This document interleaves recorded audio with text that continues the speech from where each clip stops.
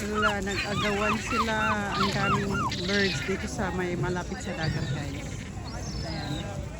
Brighton Fair, UK. Ito po sa bandang dagat.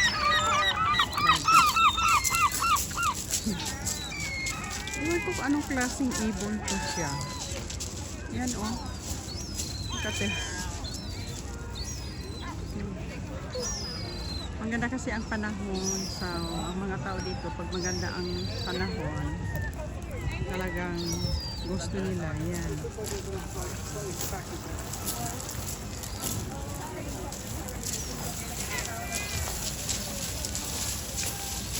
Oh. Ngayon itong mga ibon, guys. Oh. Ano kaya klase ito, guys? No? Hulaan ninyo kung anong klaseng ibon to siya. Yan. Ganito ang weedy rito, guys. Basta during ano na, nag-spring na siya.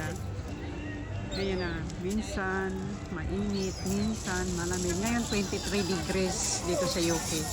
Dito kami sa may bandang dagat. Ang daming nagbibilad.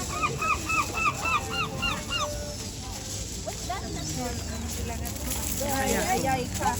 Pagkat mo na yan. Kasi may